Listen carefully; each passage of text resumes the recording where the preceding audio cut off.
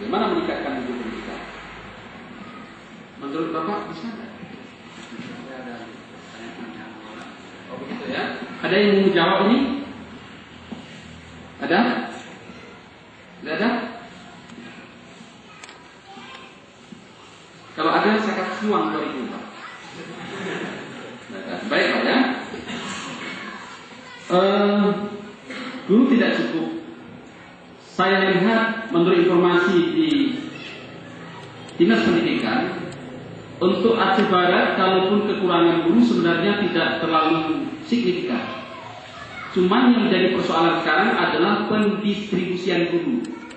Guru terlalu menumpuk pada satu-satu sekolah. Itu yang jadi persoalan. Yang jadi persoalan kedua adalah tidak ada komitmen guru. Pada saat dulu berhadapan dengan administrasi negara, dia membuat pernyataan bahwa saya bersedia ditempatkan di seluruh wilayah negara Kesatuan Republik Indonesia, dalam tanda kutip Papua dan Aceh misalnya paling jauh. Itu hanya komitmen tertulis. Itu sebenarnya adalah janji dia dengan Republik dan dengan Allah. Tapi dalam prakteknya kadang-kadang belum 100%. Itu sudah tidak. Itu kan Pak ya?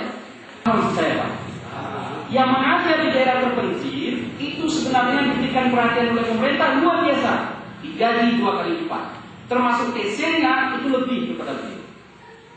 Mengapa? Karena yang ada di kajian itu pun itu putra Aceh terbaik dan putra terbaik Indonesia ke depan. Dipastikan hari ini tokoh nasional kita, pemimpin BPJ Aceh yang kelahiran Kajun Pak, di daerah yang tidak ada alat transportasi, tapi dia menjadi barometer nasional handal dalam bidang ekonomi. Itu loh Pak. Manfaat itu ke ujung paling ujung Aceh Barat ini akan menggantikan SBY besok. Pak SBY lapang dada karena juga putra beliau. Tapi tidak sekolah dokter dari dekoknya.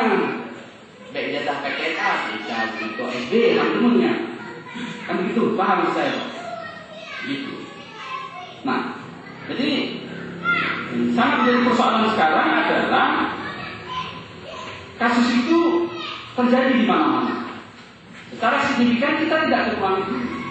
Oleh karenanya kalau juga terjadi kekurangan guru, komite sekolah berhak memberdayakan masyarakat di sekitar lembaga pendidikan.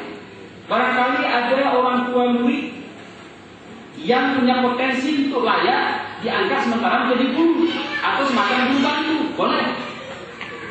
Kalau tidak ada dana, beliau punya kecakapan dalam bidang mengajar, boleh.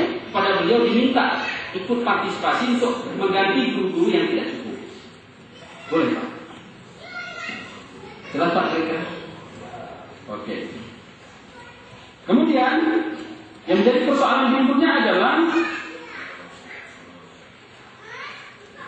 ada lapor, ada yang tidak ada lapor. Jadi bagaimana anak bisa praktikum bahwa sarana prasarana sebenarnya harus memadai sebelum sekolah itu dioperasionalkan. Tetapi menjadi pertanyaan kita adalah ada sekolah yang sangat sudah representatif oleh pemerintah, tapi lapornya tetap tidak pernah dipakai. Karena guru selalu mengajar dalam bentuk kognitif C1.